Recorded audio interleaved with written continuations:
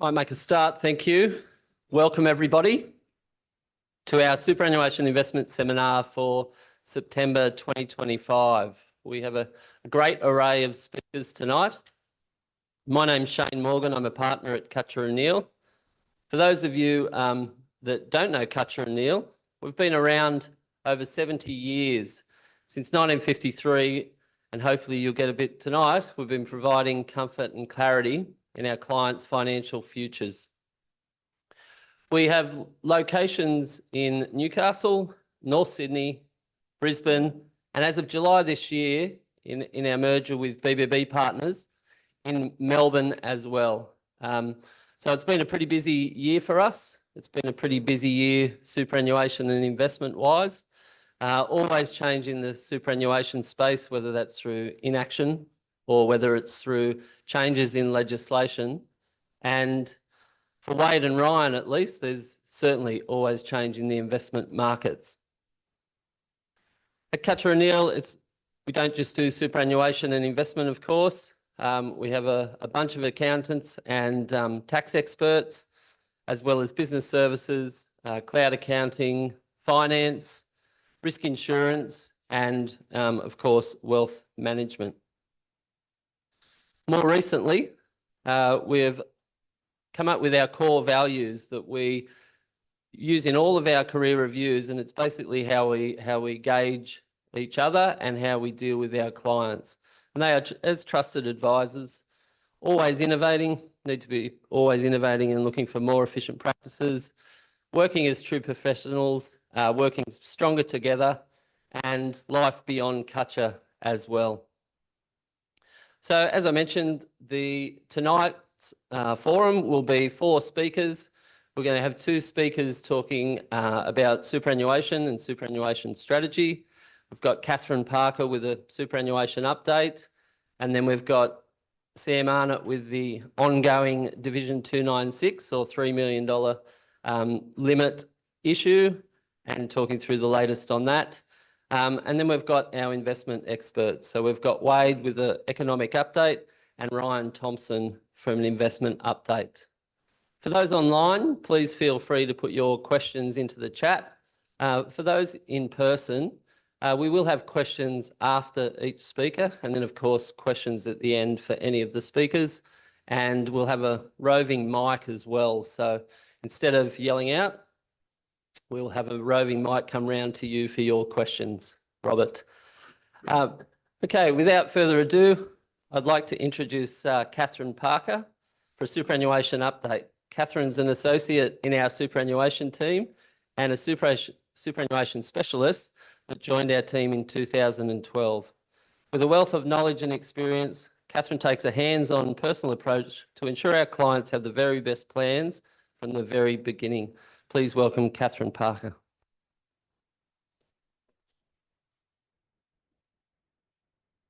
Thanks, Shane. Okay, so we'll be covering a few things this evening. A bit of everything, recent ATO statistics. So if you've been to one of our seminars before, you know that we like to have a look at where the SMSF, industry is sitting with the ATO, a proposed bill, the super gender gap, some ATO compliance focus, and then transition to retirement pensions. So first of all, the ATO statistics, these came out in June 2025. So this is the changes that happened in the last financial year. There were over 41,000 new SMSFs established and only 3,500 wound up. So that's a bit of a change from the last about 5 years. Generally, there's been 25 to 30,000 SMSFs set up and about 15,000 wound up. So there was a big jump in the numbers this year. So that brings total SMSFs to over 650,000, total members to over 1.2 million, and total assets to 1.05 trillion. So this is all SMSFs. So you can see it's a big part of the superannuation industry and a big part of the investment, bucket that people have to invest is within super and within SMSFs. There has been a bit of a demographic shift in the members setting up SMSFs versus overall memberships within SMSFs, which is kind of to be expected age-wise. So historically, only 25% of members in SMSFs at the moment are aged under 45, but of those new ones established, 47% were under age 45 and 33% between 45 and 55. So that leaves that tiny little, that smaller part for those over age 55 establishing SMSFs, which kind of makes sense because generally by the time people get to that age, they've either chosen whether or not they want an SMSF and they're already in that if that's where they'd like to be. Now, something I'd like to talk about next is tackling the super gender gap. So this has been on the horizon for, I guess, both parties, and it's been in the media a lot. There have been measures in the past, so which are still in existence. There's spouse contributions, concessional contribution splitting, and catch-up concessional contributions. So spouse contributions involve a higher income earning spouse making a $3,000 contribution towards the lower income earning spouse's super balance and being able to claim a tax deduction for that. Concessional contribution splitting, which has also been around for a long time, involves, so concessional contributions are your employer contributions or your personal deductible contributions throughout your lifetime. And the limit for that is about $30,000 a year at the moment. Contribution splitting enables somebody to, so if I receive $30,000 in employer contributions for the year, I can choose to split that or to transfer the after-tax portion of that to my husband's account. So that's a way we can sort of, or he could do it to me. It's a way of splitting contributions. So it can be to a lower income earning spouse or to a lower balance spouse, but it doesn't have to be. There's reasons why you do it either way. The other measure, which was specifically put in place to try and tackle this gender gap, is catch-up concessional contributions. So that involves if somebody has a balance of under $500,000 and they haven't used this $30,000 cap that we've been talking about each year, they can catch up the portion they haven't used in previous years in one current financial year. So it was put in place basically for, mainly women who've taken time out of the workforce to have children or look after elderly parents, but it doesn't have to only be used for that. We see sort of young professionals in careers that increase in income quite quickly. They might suddenly have some more disposable income and a desire for more deduction. Or it could be somebody who's sold a property or shares, has a large capital gain that wants to get a deduction in one financial year. So those are the measures we've had in place to date, and they do work, but they're incremental. They're small pieces at a time. What has been proposed is for spouses to be able to evenly split their superannuation balances on an ongoing basis. It's only proposed for accumulation phase, and I'll explain that last one in a minute. But this is, if it came through, this is an enormous change for super and for our planning and a great opportunity. So how this would work for, if we have Lincoln and Amelia here, who have $2 million, Lincoln has $2 million and Amelia has $500,000 in super. If this bill came to fruition, he could in one hit transfer $750,000 from his account to her account to even up their balances to $1.25 million. If Lincoln had, say, $5.5 million and Amelia still has that $500,000, he can't even her up all the way. He can transfer $1.5 million so that she ends up with $2 million and he ends up with $3 million. So that $2 million number is the transfer balance cap limit. So that's a limit to the amount that you're allowed to have in pension phase, which is why we can't transfer above that. So you can see it's an enormous transfer that can happen all in one hit. If this came to fruition and so did Div 296, I think it would significantly reduce Labor's anticipated tax benefit from that, because spouses would be able to really easily even up their balances to make sure they were both either under that 3 million or not significantly over. There are, while it's a great outcome, there are times when you would and wouldn't want to use this and consider the timing. Just 1 second.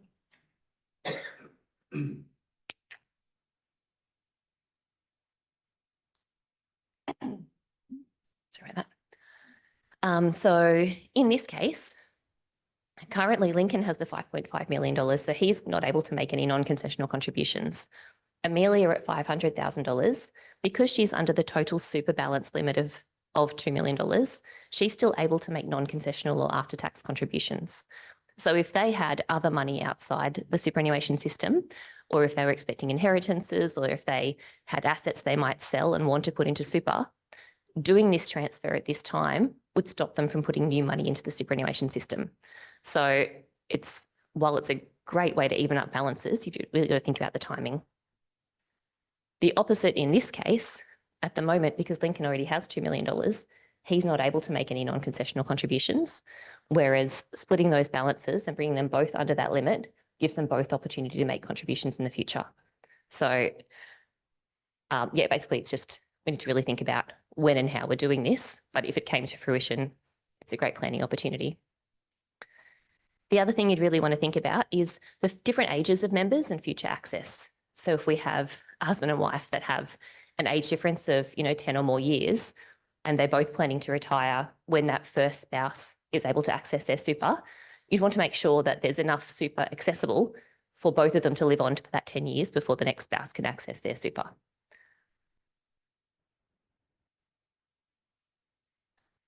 So yeah, as I said, the thing before is just a proposed bill at this stage, but it's an exciting possibility. The next is ATO super compliance focus. So the ATO have advised that at the moment they're focusing on-time lodgements, illegal early access and valuations. So on-time lodgements, SMSFs, like everybody else, have to effectively do a tax return every year. And at least 10% of those are overdue or not lodged on time. The ATO find that there seems to be, whether it's correlation or causation, a link between late lodgers and people with compliance issues in their fund. So whether it's people that don't have concern for compliance issues, also don't have concern for deadlines, or people have compliance issues in their fund and they're a bit scared to lodge with the ATO to fess up to those issues. Not sure, but either way, the ATO is focusing on that. The next thing they're looking at is illegal early access. So super should be for retirement and they want to make sure it's preserved as such. So there's a lot of schemes out there to try and get people to access their super early. The ATO are focusing on that. And then property valuations. So a way to access super early legally is compassionate grounds. Now, this is a bit of a process. A member has to apply to the ATO. They can't just get discretion from their SMSF or from their retail fund. But it's for a member or their immediate family needing, home or vehicle modification due to severe disability, palliative care, funeral expenses, preventing foreclosure of a home, or medical treatment or transport. And it's this bottom one where there seems to be some grey areas or some people pushing the envelopes as far as what's allowed.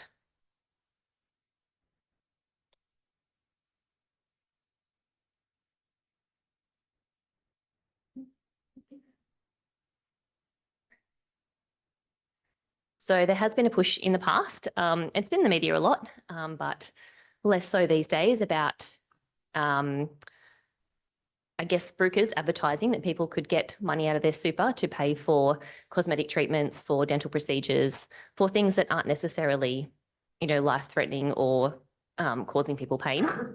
These are some websites that I found this week. They don't necessarily, particularly the plastic surgery ones I noticed, aren't necessarily telling people they can get their money out. They're these days a bit more conservative and just saying, hey, you really need to talk to an advisor about this. But a few years ago, I'd say there was a lot more pushing to say you can get your money out for these procedures. You just need to apply. So generally, no, cosmetic procedures and dental treatments don't fall under that requirement.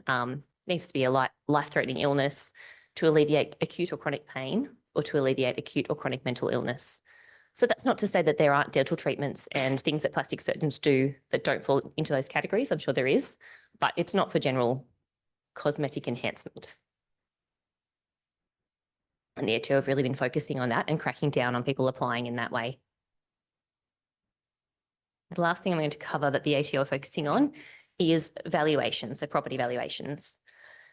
Assets within super and within SMSFs need to be listed at market value each and every year. Now, for shares or for listed trusts, that's not an issue. But for residential property and commercial property, that becomes more problematic. For residential property, it's less of an issue because we can get online valuations through RP data and PropTrack and on the house and lots of different options. For commercial property, it's a bit more problematic. Now, there used to be a rule of thumb in the industry that every 3 years was sufficient, but the ATO have been very clear over the last couple of years that that's not enough, that There is the requirement of annual valuations, and trustees just need to be aware of that. So most auditors are happy with maybe paying for a commercial valuation, say every 3 years, but then there still needs to be some justification or explanation from the trustees in those 2 in between years of what the value has changed and why. So it could be to do with the rental return or other sales in the area. But it's just really important for SMSF trustees to be aware that if they have property in their fund, something will need to be done each and every year, and that needs to be considered. Now, the last thing I'm going to cover before Sam takes over is transition to retirement pensions. Now, these were very popular probably more like 10 years ago, and I'll talk through why that has changed, but why they are still of value. So when a fund is in accumulation phase, people pay 15% tax on the earnings within the fund. When the fund is in pension phase, there's 0 tax on those earnings. Transition to retirement pensions used to be taxed 0 tax, like an account-based pension. That changed when the whole transfer balance cap thing came in, and they're now taxed at 15%, like an accumulation account. So there's less attraction there, but yeah, there's still reasons why people would want to use them. So firstly, personal cash flow needs. Transition to retirement pensions were intended for transitioning to retirement. So if somebody didn't leave the workforce altogether, but they might have dropped back from full-time work to say 2 days a week, and their living expenses were more than 2/5 of their normal income, then they could use this facility to take out some super to sort of top up the difference. The other reasons that we would do it is equalising balances. So that's something I was talking about with that new super gender bill, but this is the way we could do it incrementally with the current rules. So I'll show here, we've got Lincoln and Amelia back again. So now they're both 60 and still working. How could they utilise this to even out their balances? So if Lincoln started a transition to retirement pension there of $2 million, he could take out up to 10% of that balance. So in this case, $200,000, and give that to Amelia. So it's an incremental change. It's not that big 1.25 million at one time, but it's a way to even up their balances slowly. Now, the other thing that we would look at is separation of interests, which is something that we do for our account-based pension clients, so people once they've retired, but this is a way to sort of look at it early and start that process early. So if you see their taxable and tax-free components, taxable component is made up of all your employer contributions and your concessional contributions throughout your lifetime, and all the earnings of the fund throughout that time as well. Tax-free component is purely your non-concessional contributions. Taxable component, so these, because Lincoln and Amelia are both over 60, these taxable and tax-free component don't mean anything to them. They get everything tax-free anyway. Where these 2 buckets, I guess we'll call them, matter is when they retire and, when they both pass away and leave money to their adult children. Anything in that tax-free bucket, their kids will pay no tax on. Anything in that taxable bucket, they'll pay 17% tax on.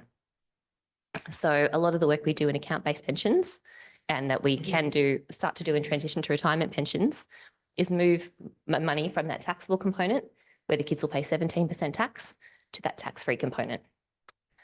So as I said, something we do during account-based pension time once people have retired, but having access to 10% of the balance at a time enables us to do that earlier on with transition to retirement pensions. That's it from me at this stage. Any questions? Any questions for Catherine? When you pass away and your savings, those investing savings now part of your wife, are they also taxed at the 17%? So I'll repeat the question. So the question was, when you pass away, if your superannuation passes to your spouse, is that taxed at the 17%? The answer to that is no. So to a spouse, it's tax-free. It's really to non-financial dependents. So think adult children, where you could have that tax on the taxable component. Oh, you were meant to answer that way. Sorry. You knew the answer. It's okay. Thank you, Catherine. That was really good. That rolling of spouses' balances, I'm not sure when that bill is likely to be passed, but that'll change a lot of things in terms of people's planning. As someone with a spouse 10 years younger, My planning has been really splitting those concessional contributions, which is really somewhat a small step. But if you can, roll over balances to even things up, it changes planning quite a lot. So I will have to come and see you as well. Okay, for our next speaker, I'd like to introduce Samuel Arnott. Sam joined Cutcher & Neal in 2008 and became a partner of our superannuation division in July 2021. Time flies. Sam believes that with continual changes to superannuation, it's essential to stay ahead and develop tactical strategies for our clients to ensure their wealth is protected and secured. So to talk about Division 296, please welcome Sam Arnott.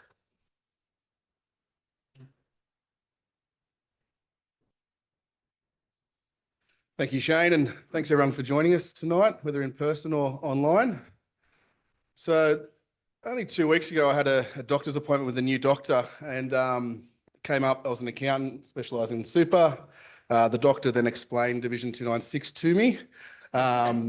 He had an example where there was 300,000 worth of earnings and the person would pay 100,000 in tax. I then spent the next 5 to 10 minutes of my 15-minute appointment to explain that I ran through this and explained that it would be more like $5,000 worth of tax. So tonight I'll try and cover off on those misconceptions with Division 296 and just some considerations that we want to think about. Is he now a client? Not yet. I would like to. He still billed me full. So with Division 296, look, we are still in a state of limbo. It's been 2.5 years since this measure was announced back in the federal election in March 2023. There was a short consultation period and they really didn't listen to the industry at that point and introduced the legislation as they said. There was a lot of lobbying then by the association within the industries, trying to explain that it wasn't just a small group of people that would be impacted. And we did have a little bit of a, I suppose, early Christmas present that late November, they did remove the measures from the bill to get all the other measures through in that bill. There was a little bit of celebration at that point in time, and we thought maybe this won't happen. But then we had the federal election, and the way that the Labor Party won so convincingly, it was then thought that they would be able to get this through without any concern and pretty quickly. But we are still sitting here 4 months on and still not introduced. And then only just over a week ago, we started to have some rumours that the government are actually planning to pause the timing of this and when it's introduced. I'd like to say it's the feedback that they've taken on with the tax implications, but it really appears that it's to do with the political backlash. And even though this is meant to start 2 months ago, 1 July 2025, the first kind of assessments or tax determinations wouldn't get issued until mid-2027. Now, there's a federal election early 2028, so they're worried about the backlash of these assessments being issued so close to a federal election. So there's a little bit of celebration, I think, but it's still a wait and see whether this does either get introduced and when. So what is Division 296 tax? And it is an additional 15% tax on earnings for members that have $3 million of total super balance. So total super balance is your balances across all funds. So it's not a per fund. It is your balances across, self-managed or the, industry type funds. It does just look at your increase in your balance from the start of the year to the end of the year, and there are some adjustments for contributions and withdrawals. So we are purely looking at earnings from that point of view. When this was first announced, the kind of fear was that super is now being taxed at 30%. So as Catherine touched on, we have 15% tax in super. It was kind of thought that this would be another 15% tax on super, but it's not the case. And I've got a couple of example to show you why not. Probably the most contentious part is the fact that they're looking to tax unrealised gains. So as Catherine said, we are required to value assets every year. Those valuations are reflected in our member balances, but we haven't actually realised those gains. So it might be, shares go up, it's reflected in the member balance, but we haven't sold them, so we're not paying tax. Under this measure, we would be paying tax along the way on those unrealised gains, which seems a little bit ridiculous, to be honest, and that's probably the most contentious part here with it. On that issue, Is the government prepared to compensate them Look, if the values go down? I'll touch on that very soon. So the question's about balances going down, and it's on the next slide. So I'd like to say there's a tax refund, but unfortunately not. With the earnings, it is only the portion of earnings for your member balance over 3 million. So it's not just because you tick over 3 million, it doesn't mean that you are then taxed 15% on all these earnings. It is only the proportion relating to your balance over 3 million. So it is unlikely we're going to see 15% tax issued from a Division 296 point of view. The way it will work practically is we report all this information anyway at the moment to the ATO with member balances. They would then assess that, and then they would issue the individual with an assessment for the tax. This is similar to Division 293 tax, if people are aware of that, which is the additional tax on concessional contributions for high income earners. The individual at that point in time will have the option to elect to have it paid from super, or they can simply pay it personally at that point in time as well. The key thing to take out here is this doesn't impact the current tax calculation in your annual return within your self-managed super fund. So we're still going to have two kind of assessments for super. We're going to have our annual tax return, which will be the realised income, dividends, interest, capital gains. We'll then have a second assessment to you personally for Division 296. So everything continues as is for the tax return for the fund, but there's this second additional assessment. For the younger generation, the $3 million threshold is not indexed. So a lot of caps and thresholds within super, they are indexed, say for CPI as an example. With this, using a simple 2% CPI for the next 15 years, 3 million today is only worth 2.2 in the future. So I think there needs to be thought about that indexed as a younger person, definitely. Now, the bottom point to answer your question, the earnings can create a loss, but they don't provide you with a refund. So simple, shares go up, you pay tax. If they drop, you don't get a refund at that point in time. You carry forward a loss. That obviously raised concern, will you ever make that loss back? So have you paid tax on something that you haven't actually earned the benefit of? And really a lot of concern is around startup companies. So self-managed super funds do invest a lot in startup companies, new businesses. The issue that there's no active market for these shares all the time means that their values can be quite volatile. So we do see increases in these company values, and then they can drop off if their service or product is not successful. So there is quite a concern that you're going to see less money injected into these companies going forward from self-managed super funds. So I just got a fairly simple example here of Lachlan. He has $3 million balance at 30 June 2025. So this is assuming that the bill starts 1 July 2025. His balance grows to 4 million. So when we're looking at the earnings for this rule, this measure, we do take out contributions and add back withdrawals so that we do have what the earnings actually are. In this case for Lachlan, he doesn't have any. So it's simply taking his closing balance of 4 million, take off the opening, and we've got a $1 million worth of notional earnings. As I mentioned before, it doesn't mean that 1 million now is taxed at 15%. What we want to figure out is how much of that 1 million is really for his balance above 3 million. And 1 million over 4 million is 25%. So only 25% of that 1 million will be taxed at 15%, leaving a tax bill in this case of $37,500. So it's still a fairly low tax for significant earnings. And as accountants, we like to use the concept of effective tax rate. So for every dollar earned, how much tax are you paying? And in this case, it's 3.75 cents for every dollar that Lachlan's earning for this Division 296, and nowhere near that 15% tax that's been suggested or talked about. So there's a lot of numbers up here, and this is just looking at the effective tax rate across varying member balances here. So the table on the left is to do with the income tax. So as Catherine said, 15% tax normally in accumulation. That can drop down to 0% if we have pension phase. While the table on the right is for capital gains tax. So if you hold assets for longer than 12 months, you get a 1/3 discount. So it's an effective tax rate of 10%. Now, looking at the Div 296 column, if I use the top one of 3 million or less, their balance is not over 3 million, therefore Div 296 is not applicable. So they're simply paying the 15 and 10% tax there. I'll jump down to the second last row of 6 million. At that point in time, half that member's balance is over 3 million. So their effective tax rate would be half of the 15% tax for Division 296. So it's 7.5%. So combine that with the 15, overall their super earnings is being taxed at 22.5% for income and only 17.5% for capital gains tax. If we look at the marginal tax rates for an individual in 2026, we can see that 22.5% tax is a lot lower than, 3 of the marginal tax brackets there. So from where we want our wealth, super is still a tax effective environment from that point of view, even paying this additional tax, depending on the income in your personal name, obviously.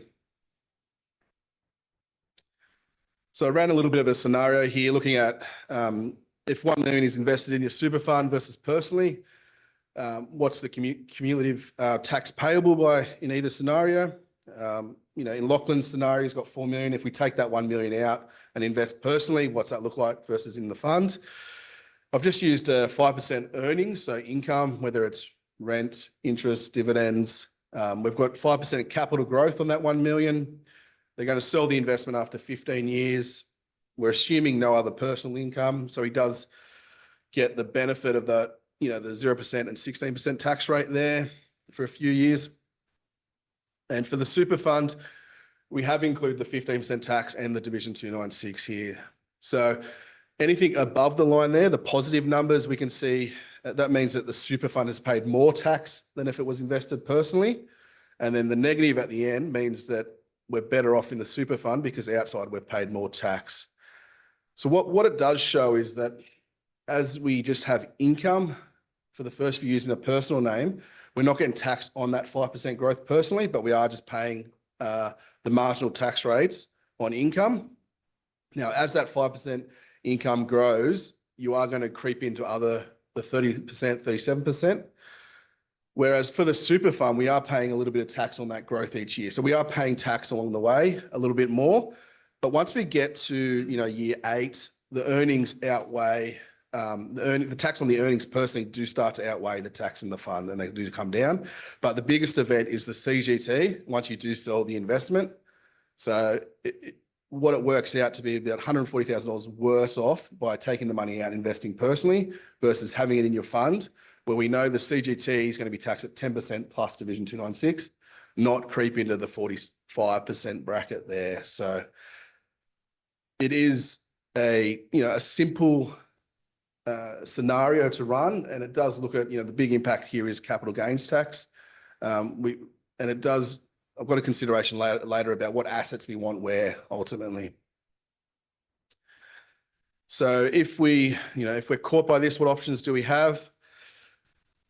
Looking at people that are under age 60, look, unfortunately, there's not a lot we can do. If you're under age 60 and over that $3 million, we can't actually take money out or access our super at that point in time. So we are caught by this measure regardless. It really comes back to now that we need to think more about those strategies that Catherine talked about where, are we splitting contributions to a spouse? Are we looking at where the contributions are allocated? If we're making after the non-concessional contribution, after tax, where are we allocating them to and which member? We don't really want the scenario of Lachlan being at $4 million and his spouse being at 1 million because we want to equalise them over the way. And definitely this proposal of tackling the gender super gap is completely undermines Division 296 and gives people that ability to get out of Division 296. So if that comes, it will be amazing. If you're over age 60, it's a different scenario. And if you've ticked the box to access your super, the first thought is let's pull money out of super. I don't want to be taxed at Division 296. And while that is an option, I think just slow the brakes. We don't want to pull money out because if you're over 3 million, you can't get that money back into super. So there's a few things to take a step back and consider first. Look, we have presented a few times up here about proposals and they don't come in. We've seen people take action and then they're in a worse position. So the key is let's just wait until this is legislated and wait till we have the detail before we jump. Some of the things to think about is really, it does come back to, the overall wealth position, what income is in your personal name and what marginal tax rate is being applied to that income. Is that worse than the effective tax rate within super with Division 296 applying? When we look at the types of assets that we want, from an income generating asset, maybe there is some benefit of that being in your personal name because it's getting caught, you're utilizing those lower tax rates versus in super. But if we're looking at any kind of growth assets or volatile assets, growth assets, CGT, it's better in super because we know what the tax is going to be. It's capped at that 10% plus Division 296. A big part of it is also, we look at the picture now, but we need to think about going forward. What other wealth is going to end up in your personal name? Is there an inheritance to be received? Is there a holiday home that you might sell and then want to invest the proceeds? With spouses, depending on the balances, the surviving spouse might have to rip money out of super when one passes away. So we might have super coming out into your personal name. So it's really looking at what is the situation now, what it could be in 5-10 years' time, and where do we want the wealth to sit. Probably the second one was, it's probably not thought about enough, is the estate planning. So does your will and your estate plan align with your binding death benefit nomination of your super fund?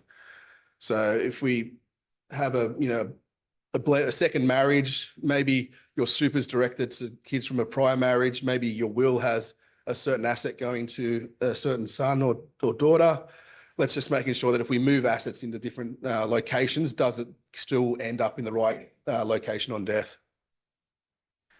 And then ultimately, if we're looking to move assets around, there is going to be some costs. So if we're triggering capital gains tax within the super fund, that's one, to shift assets. If we're looking to move property, we've got stamp duty. So it's really looking at what are the upfront costs now and what is the benefit along the way as well. I will say it isn't going to be a one solution fits everyone. It really is sitting down and looking at your personal circumstances and figuring out where we want the wealth and whether any action is needed. The other conversation we're having with people is this scenario here of Laura and Brendan, age 75, they're $2 million each in super. Really, they don't care about Division 296. It doesn't impact them now. They're under 3 million. But what happens if one of them pass away? The surviving member will have $4 million in their member balance and then will be caught by the tax. So it's just an education piece that people understanding how it may impact them if there was someone to pass away. But the key thing here just to note is also that transfer from one member to another is exempt from earnings. So it is treated like the contributions and we do take that out, which is a good result.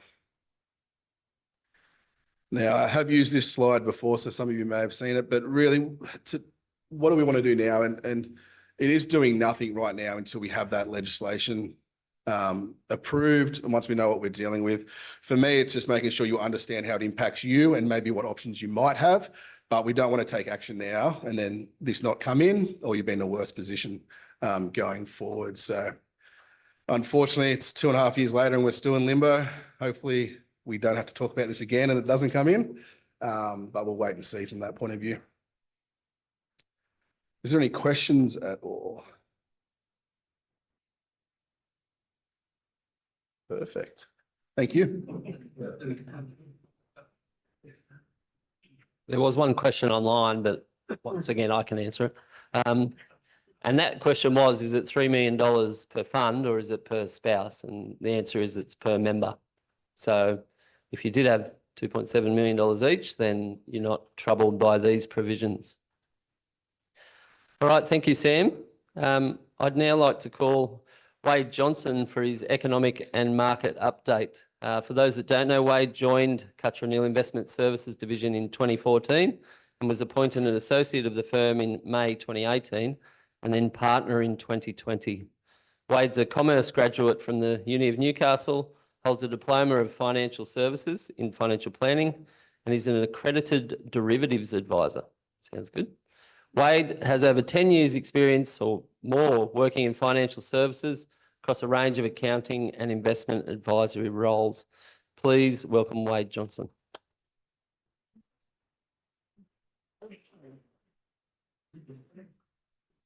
Well, thanks, Shane, and welcome everyone, and for those that have joined us online. Tonight, I'm going to provide a bit of a economic and market update. I'll cover off on inflation and interest rates, where we currently sit, and the outlook. I'll go through market performance over the last 12 months and current valuations across global equity markets. Are we in bubble territory, which is a question we're getting a lot of late.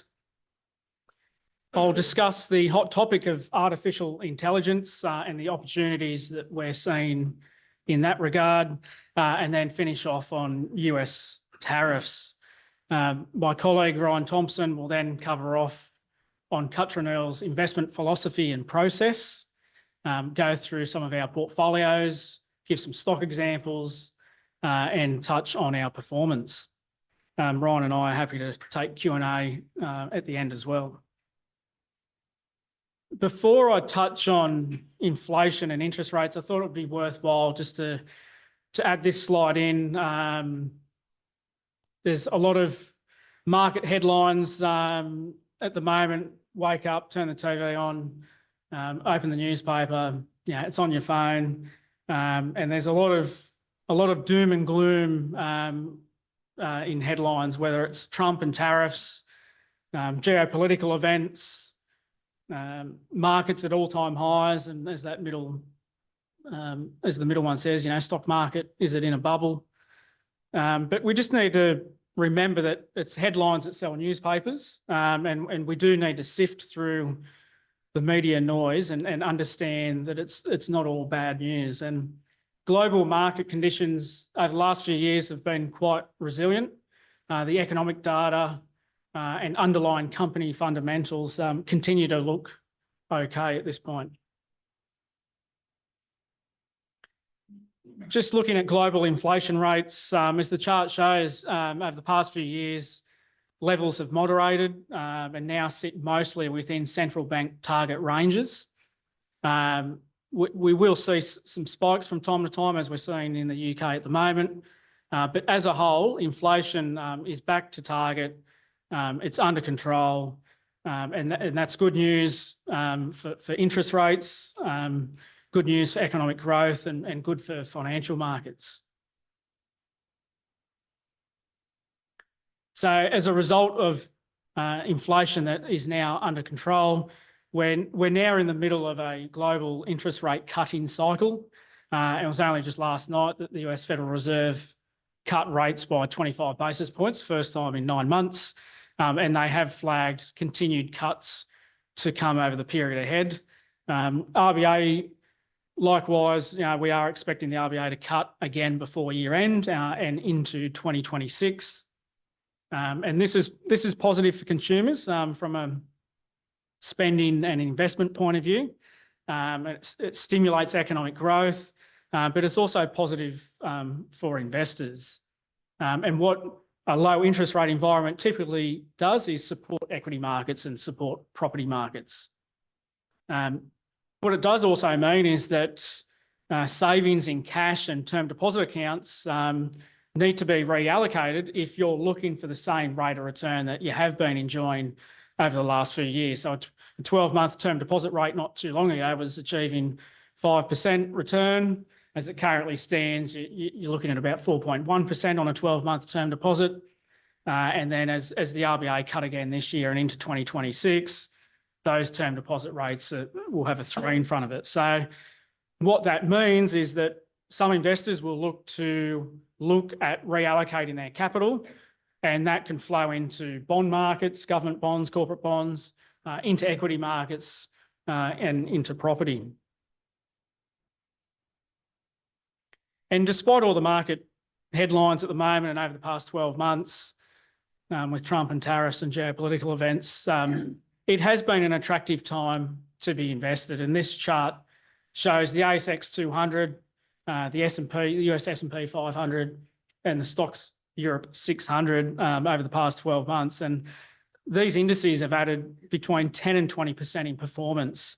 And this has largely been on the back of resilient economic data and strong corporate earnings. And we expect that to continue. So that leads to valuations. And looking at the price to earnings multiples of different indices, where do we sit? So I've picked out the US and Australia. You can see there that the US is trading at around 22 times, which is well above its long run average in the dotted line there. As with Australia, trading at 20 times, also above its long run average. So the question we're getting is, are markets overvalued? Are we in bubble territory? Should we be selling? But we need to understand these numbers further and do further research and analysis and understand why we're trading at these levels and what does it mean, and should we be looking at other sectors and really getting down to the stock level. Now, this chart here does compare the valuation that I spoke about to forward earnings growth. So on the vertical axis is the forward price to earnings multiple, what I just spoke about in terms of 22 times for the US and 20 times for Australia. And on the horizontal axis is the forwards earnings growth expectations. And you'll see on the right-hand side, the US, trading at 22 times, which is elevated, but the expected forward earnings growth is projected to be at 13%, which is, there's a lot of growth to come. So it's somewhat justified that the US is trading above its long run average based on forward earnings growth. With Australia trading at 20 times, but only with about 6% in forward earnings growth. And there's a lot of talk about, is the US market overvalued? Well, we need to take into consideration what the earnings growth looks like and put it into perspective. And this chart shows that. If we dig a little deeper and look at the Australian market in more detail, one way to understand Australia's elevated price to earnings multiple at 20 times is looking at the big four banks. So the big four banks make up roughly a quarter of the overall index, and their PEs have been on the rise. Obviously, the banks have had a good run over the last 12 months, and they do look expensive at current levels. But more importantly, the average earnings growth for the banks over the next 12 months is only looking to be about 2.6%. So despite the fact that we've had a good run on banks, they are paying good dividends. In terms of growth, the earnings growth is subdued compared to the overall index. Now, that's not to say there isn't value in the Australian market, but it's just showing you that the reason for the Australian market being at 20 times is largely because the banks are dragging that average up. We've moved into some mid-cap stocks, and there's some other stocks which Ryan will touch on, some of these Australian holdings that we have in his presentation. Now comparing this to US valuations, similar to the Australian market, so the S&P trading at 22 times. But again, if you look at what's driving that, it's the US technology sector. Now, the US technology sector in 2010 made up about 17% of the index. As it stands today, it's at 34%. It's doubled in the past 15 years. Now, tech companies will typically trade on higher multiples, and that's because they're high growth businesses and they have high earnings. So you can see there, the tech sector is trading on a multiple of about 29 times. And then if you add that in with 34% weighting to the S&P 500, you can start to understand why the overall S&P 500 index is trading at 22 times above its long-range average. Now, that's not to say that the tech sector isn't an attractive place to invest. And you can see here on the left-hand side, earnings growth in the tech sector is expected to be 20% over the year ahead compared to the overall index at 13%, which is still a great number. So the technology sector is still a great place to be invested. But it's showing you that the US market may not be in bubble territory based on the 22 times earnings. And so given markets at all-time highs, yes, as I said, the question a lot of investors are asking is now the right time to be deploying capital? Should I be waiting for a pullback in markets? But the reality is on a 1, 3 and 5 year time horizon, the research shows that buying shares at all-time records has produced similar returns for those that wait for a 10% pullback. So what this really shows is that, you know, it's really about time in the market rather than trying to time the market as such. Just turning to artificial intelligence now, very hot topic. We've certainly been doing a lot of research in this space. This graph just shows you the months to reach 100 million users across different media and service streaming services. So if you look at the bottom one, Netflix, it took over 120 months or 10 years to reach 100 million users. If you look at YouTube, you know, it's taken 50 months or 4 years to reach 100 million users. And then on the orange bar, COVID-19 took 6 months to infect 100 million people. Had to throw that in there. And then if you look at ChatGPT, which is AI, it's taken just 2 months to reach 100 million users. So what this really shows is that the speed that this AI revolution is taking hold. It's not a fad in our view. This is the next era of technology, and we want to be invested in this space. And OpenAI, which owns ChatGPT, its major shareholder is Microsoft, which is one of our largest holdings in our international portfolio.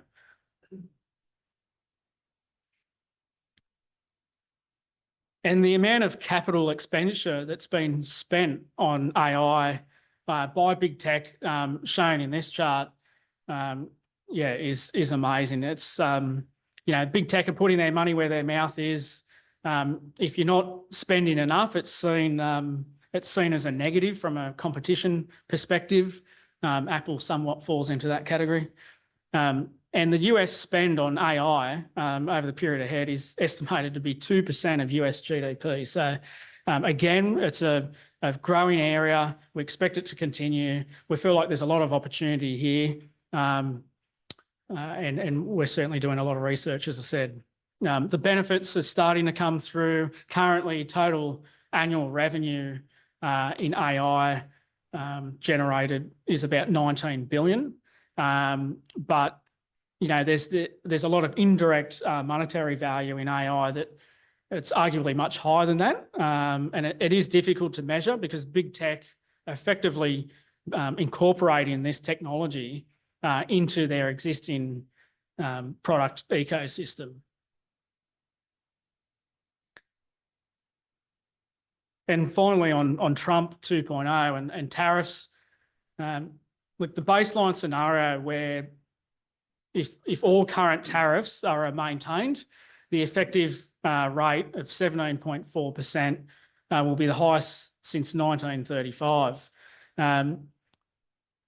This is a gamble that Trump has taken, and in the hope that it will bring manufacturing jobs back to the US, incentivise US corporates to invest domestically, which will then increase US government revenue and in turn repay some US government debt. And it's estimated that these tariffs over the next 10-year period will raise US $2.4 trillion in revenue, not billion, trillion dollars. So it is, yeah, as I said, it's a gamble by Trump. He's willing to take that gamble. So we'll see how it unfolds over the years ahead. Now, on the flip side, some economists are saying, well, it potentially will hurt economic growth. It could see a resurgence of inflation. Too early to tell at this point in time, but certainly we'll continue to monitor that data over the period ahead. So that's it from me on the economic and market side. I'd say there's always uncertainty in financial markets. That's what drives prices. Valuations, broadly speaking, the indexes look expensive, but when you dig deeper, you can understand why. We're of the view that we're not in a bubble, not at this point yet anyway. And we just need to dig deeper into the data, look at different sectors and really get down to a stock by stock analysis.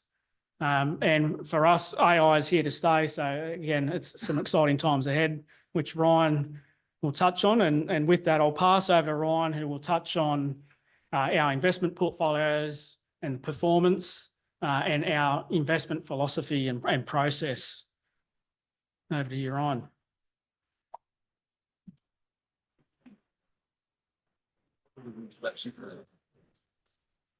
Thanks, Wade. I would like to just introduce Ryan, who's our portfolio manager.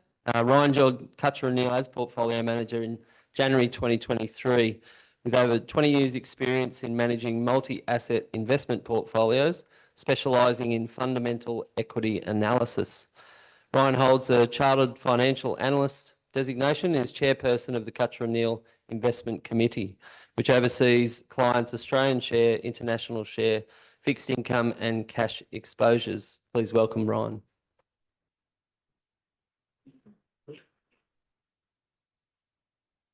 All right.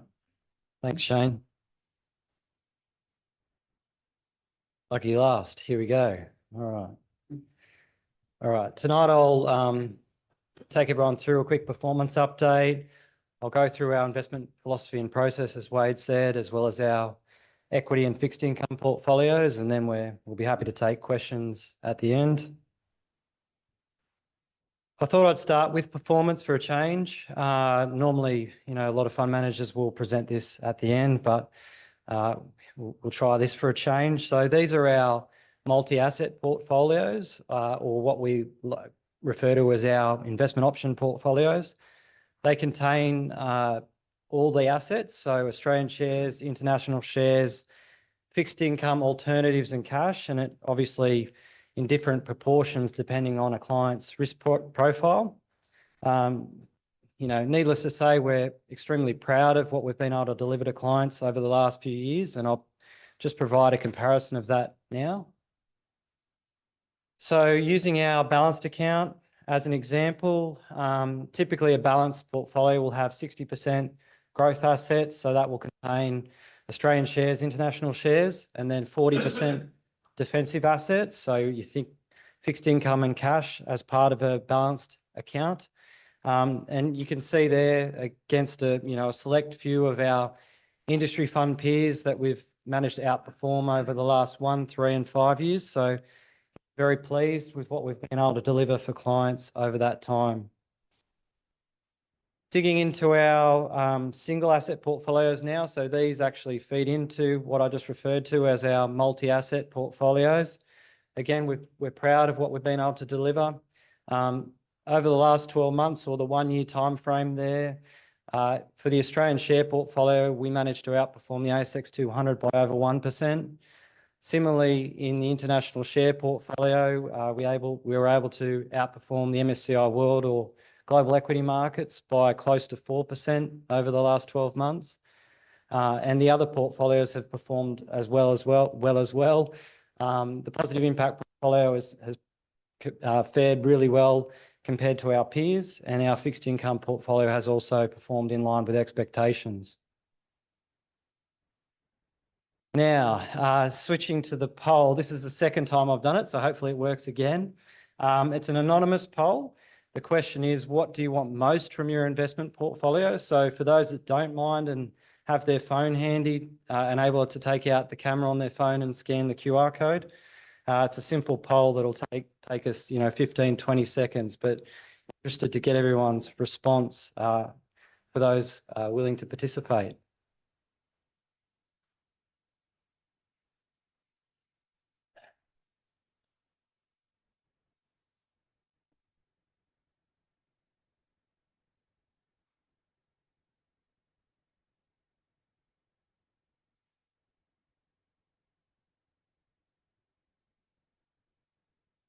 Get to 20 and then so. All right. Very good. So the same result as when we last did this poll, or capital growth making a late charge there. But in terms of combination of growth and income, it seems to be the most popular among people that we've done this poll with. I tend to like the I just want to sleep at night, keep shrinking. Yeah, I always want that one to be at the top, but it never happens. So it makes sense. So it provides a good lead into what I'm about to talk about in terms of the philosophy process in our portfolios. So in terms of our investment philosophy, I'll sound like a bit of a broken record tonight, but it really is about what we stand for. So delivering consistent, dependable outcomes and using a rigorous and disciplined investment process.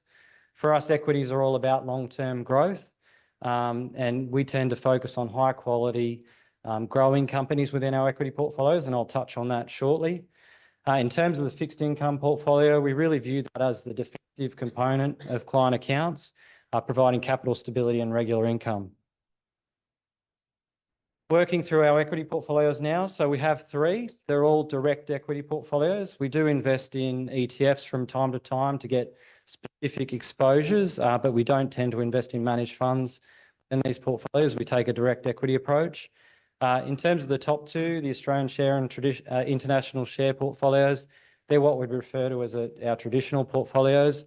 They focus on delivering competitive financial returns for clients. The third portfolio that we manage is a positive impact portfolio. So it invests in international shares as well, but it has a dual mandate. So our aim is to deliver competitive financial returns, but we also need to ensure that we're delivering measurable positive outcomes as aligned with the United Nations Sustainable Development Goals. Starting with our Australian share portfolio. So these are all our current holdings in the portfolio at present. So we're fully transparent. And I guess along those lines, clients and anyone invested in our portfolios can see all the holdings all the time across all our accounts. It differs, somewhat to other fund managers where you tend to only get to see the top 3 or 5 holdings in any given portfolio. In terms of the Australian share portfolio more specifically, we start with the ASX 200 and then we gradually work that down to the top 25 to 30 companies we can find or we think we can find within the portfolio. So from that perspective, 25 to 30 companies is quite a concentrated portfolio, but almost back to our philosophy of delivering those dependable, consistent outcomes. We also ensure that it's diversified by geographic revenue, by sector, and even within sectors to manage that risk. Touching on our international share portfolio, this one's a little different to our Australian share portfolio. So we actually start with 1,500 companies available to us globally. It's a bit like walking into a buffet when you're hungry and you want a bit of everything. It's the same task. It tends to be where a lot of our robust debate and discussion occurs when we have our investment committee meetings. So it's always at the margin. So we could be selling out of a pretty good quality business to bring in, an even better quality business into the portfolio. So it always makes for, a good conversation. And when we get those kind of compromised outcomes, that doesn't sound right. When we have to compromise to fit the best ideas in the portfolio, we think we're getting the best outcomes for clients. So in terms of this international share portfolio, I guess more specifically, there tends to be themes or trends that run through it from time to time. So to Wade's point earlier, we're big in tech and AI at the moment through the likes of Google, Amazon, Broadcom, Microsoft obviously there, as well as SAP, NVIDIA. Can't forget NVIDIA. We also have a few other themes running through the portfolio. So we've got power demand and the energy transition, which is somewhat related to AI because obviously electricity demand is surging as a result of cloud services and data centers requiring more energy. So along those lines, we have GE Vernova and Siemens Energy. And then finally, we have a European infrastructure and defence theme that's running through the portfolio. It is quite topical at present, obviously following the German election earlier in the year. Again, there is a bit of overlap. We've got Siemens Energy, CRH, GE Aerospace, as well as Airbus. I can't forget Airbus. So alongside all of those, I guess, trends or themes, we have other holdings that complement those trends and themes by having, offering diversifying exposures through other names like financials, healthcare, industrials, and even, a materials name like Agnico Eagle, which is a gold producer there. Finishing on our positive impact portfolio. So again, we start with the 1,500 companies available to us globally. We then run that through some software that we have access to then identify the companies that are aligned with the United Nations Sustainable Development Goals. That gets us down to around 600 companies. And from there, we have to squeeze the best 25 to 30 ideas we can into the portfolio. In terms of this portfolio specifically, hopefully you'll notice straight away just how different it is to our international share portfolio. Obviously, very limited overlap between the two portfolios. And that's obviously a function of the way we're managing this portfolio through the UN SDGs. And for that reason, it does tend to be slightly more defensive and have a slightly higher dividend yield than our international share portfolio. So for these reasons, we believe, or I believe, that this portfolio can play a role or a small role in most client accounts. Stepping through some stock examples now, just to give you an insight into our investment process. So hopefully the first thing you notice is that we have a transparent checklist or our 7-factor ticks and crosses process behind every investment decision we make in these equity portfolios. We classify ourselves as a quality growth equity manager, and obviously you can see the factors there. Towards the left here, you've got the more growth factors driven by result, outlook and earnings momentum, as well as the more quality factors on the right through cash flow on balance sheet. And in the middle, there's a bit of overlap between how we assess a company's valuation, industry positioning. Specifically for GE Vernova, obviously, I've almost stole my own thunder here, but with surging electricity demand, particularly in the United States, and everything that GE Vernova sells, particularly gas turbines, demand is far exceeding supply at the moment for this company, obviously due to those cloud providers and the data centers I talked about earlier. And so that's resulting in higher pricing, high margins, and higher profitability for GE Vernova. Moving on to Life 360, and I think someone mentioned that a little bit earlier before we came in, but it's been one of our best calls, without a doubt. We added it to the Australian share portfolio last year. In terms of our process, I did just want to point out there's an obvious progression here in the companies we hold within the portfolios as well as outside the portfolios. So on average, we're covering the companies every few months, and I'll talk to that in a second, just how many companies we cover. But in terms of Life 360, the key points are really that they're experiencing substantial volume growth in subscribers, not only within the countries that they're operating in, as well as expanding internationally. They've also introduced a new revenue line, increasing their advertising revenue, I should say. And again, there's a bit of a theme here, but for Life 360 specifically, they're getting higher prices, higher volumes, higher margins, and higher profitability. So there's a lot of reasons to like this company. Touching on our portfolio construction process, so it's one thing to look at each individual stock, which we do a lot of, and spend most of our time doing in terms of our ticks and crosses process that I just talked through. But it's another thing to actually construct a portfolio. So we affectionately, or not so affectionately, call this our hamster wheel because we're always running on it. We never get off all year round.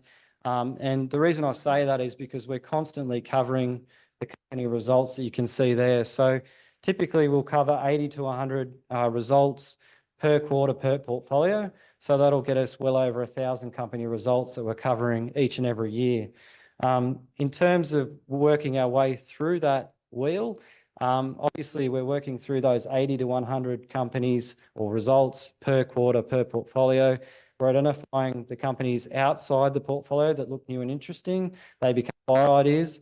At the same time, any of those 25 to 30 names that we hold inside the portfolio, maybe things have changed, deteriorated, not quite what we expected, they become sell ideas. And so we work our way down the wheel here and conduct further research and analysis. We then conduct scenario analysis within the portfolio. So we might take out a couple of the sell ideas, bring in a couple of the buy ideas, see how I like to call it the personality of the portfolio, but how the characteristics of the portfolio changes from whether that be, geographic exposures, I got it right that time, sector exposures, or even, very specific technical portfolio management metrics such as tracking error, value at risk, those types of things to really understand the risks within the portfolio and manage those as best we can. From there, we package all of that research and analysis up. We send it to the investment committee. We meet monthly. We have formal monthly meetings, but we'll regularly meet outside of those formal meetings if and when warranted. And so we get into that meeting, and as I said earlier, it can be a fairly robust debate and discussion. We do have a very structured governance structure in place. And by that I mean we have 6 voting members on the investment committee, and we must have a majority vote for any proposal or recommendation to proceed. And importantly also, either the chair or vice chair in the absence of the chair does not have a casting vote. So we must have 4 out of the 6 voting members vote for any recommendation for it to proceed. And we do all of that work, spend all of that time, and then before we can place a buy or a sell order, and then we start all over again on the hamster wheel.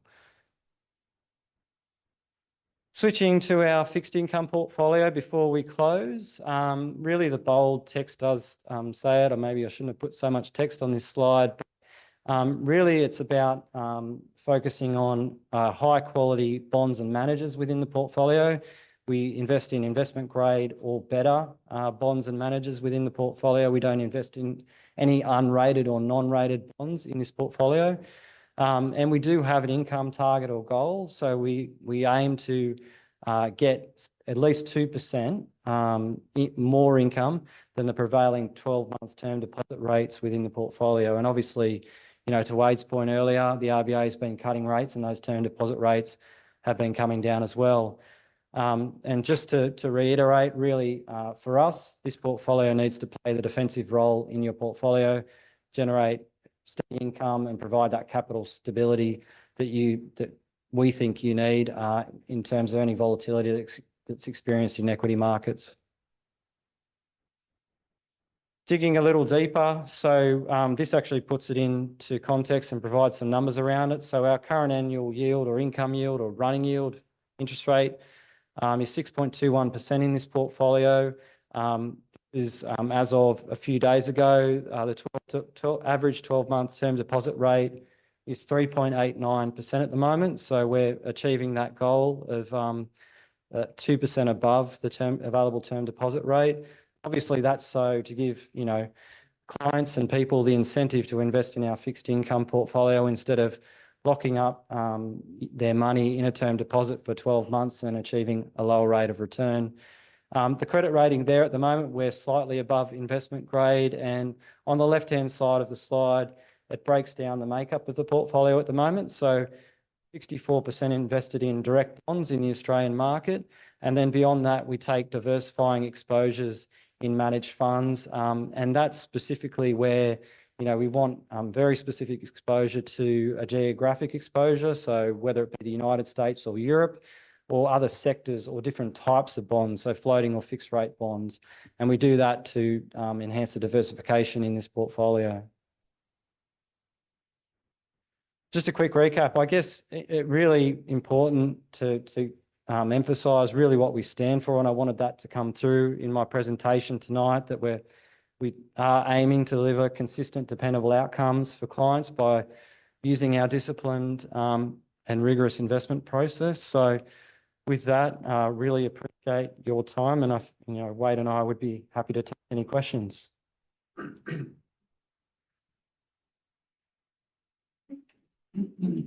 Thanks, Ryan. Any further questions for Wade and or Ryan? Lance. If you look at the defence sector in Australia or overseas, given the Defence. Oh, defence. The Yes. European. Whether the guys that looked at the defence sector, either here or overseas. Can I have that today? Yeah. So we have an ethical screen that I probably should have mentioned in all of our portfolios. So we tend to avoid things that are heavily exposed to weapons and by definition defence. We have that screen. It's the very first thing we look at when we're looking at companies that are, I guess, eligible for inclusion in any of these equity portfolios, particularly positive impact portfolio. But in terms of our defence exposure, so Airbus currently has 20 to 30% exposure to defence or European defence at present. GE Aerospace, I can't find it over there, has a similar level of exposure. And so that's the way we're playing the European defence thematic. We tend to have that threshold of, we don't really want a business to have 80+% exposure to defence or weapons just by function of that ethical screen that we do have. So we have some, but not a lot. Yeah.